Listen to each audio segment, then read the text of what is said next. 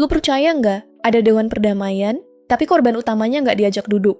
Indonesia resmi join Board of Peace, katanya demi Palestina. Tapi banyak yang marah, banyak yang curiga, dan jujur, gue salah satunya.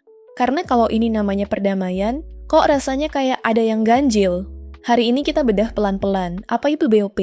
Kenapa Indonesia join? Dan kenapa ini bisa jadi langkah paling riskan dalam sejarah diplomasi kita? Apa itu BOP? Jadi gini, Board of Peace atau BOP ini adalah inisiatif baru digagas langsung sama Donald Trump awal 2026. Klaimnya, rekonstruksi Gaza, ciptain perdamaian abadi di Timur Tengah, kedengeran mulia. Tapi, ada twist. Strukturnya bukan organisasi negara, bukan lembaga multilateral kayak PBB. Ini organisasi yang dipimpin satu orang. Trump sendiri, Chairman for Life. Jadi ini bukan Amerika secara institusi, ini inisiatif personal. Dari sini aja, BOP udah kelihatan unik banget, organisasi atas nama perdamaian, tapi digerakin satu orang dengan klaim besar buat masa depan Gaza dan Timur Tengah. Sebenarnya awalnya dari mana sih? Sebenarnya, semua ini berawal dari resolusi 2803 Dewan Keamanan PBB tahun 2025. Isinya, gencatan senjata, dan pembentukan International Stabilization Force buat lindungi warga Gaza. Artinya, dunia sepakat Gaza butuh perlindungan internasional.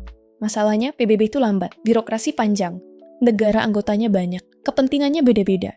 Nah, Trump lihat celah ini, narasinya. Kalau PBB nggak bisa jalan, biar kami yang jalan. Dan dari situlah lahirlah Bob. Heroik atau oportunistik? Tiba-tiba tetangga lu klaim tanah lu, ribut. RT datang mau mediasi. Yang diajak ngobrol, tetangga lu, warga lain. Tapi lu, pemilik rumah, nggak diajak. Endingnya, rumah lu malah dikunci dari luar. Nah di BOP, Palestina nggak jadi anggota. Israel sekarang udah gabung. Lu kebayang nggak rasa jomplangnya? Banyak negara nolak. Yang bikin makin menarik, negara-negara barat yang biasanya dekat sama Amerika, Inggris, Prancis, Jerman, Kanada, Australia, banyak yang nolak join. Alasannya jelas. Mandatnya dianggap melenceng dari resolusi PBB, dan nggak sentuh akar penjajahan.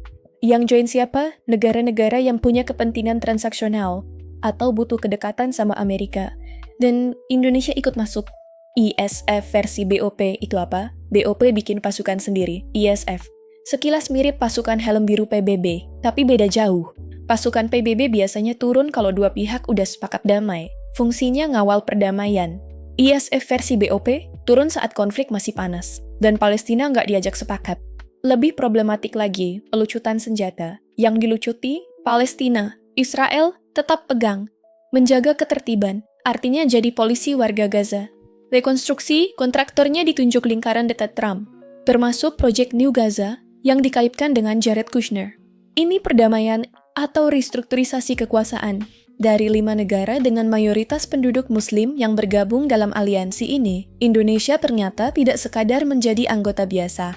Indonesia secara resmi menerima posisi strategis sebagai wakil komandan ISF, sebuah pencapaian yang sangat signifikan.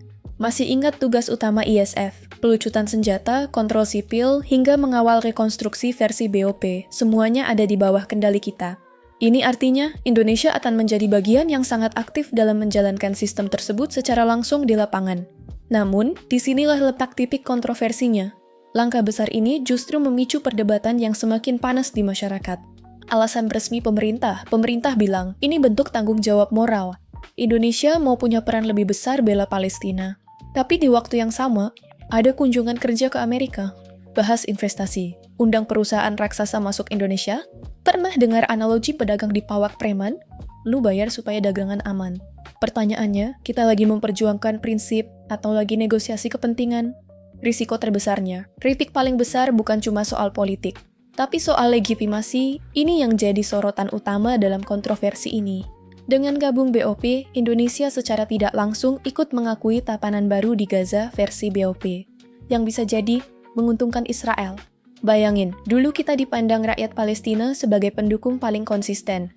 Kalau di lapangan nanti pasukan kita dianggap bagian dari sistem yang menekan mereka, itu reputasi bisa runtuh, pelan-pelan tapi pasti seperti deretan domino yang jatuh satu persatu. Dan reputasi di diplomasi itu mahal banget.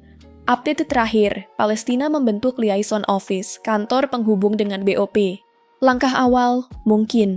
Tapi mereka tetap bukan anggota penuh. tetap nggak punya suara setara. Dan di backdrop KTT BOP kemarin, bendera Indonesia berdampingan sama Israel. Simbol itu kuat, karena dalam politik internasional, kadang simbol lebih keras dari pidato. Jadi sekarang pertanyaannya bukan cuma Indonesia join atau enggak, tapi ini, kalau perdamaian dibangun tanpa suara korban, itu namanya damai atau cuma ganti penjaga?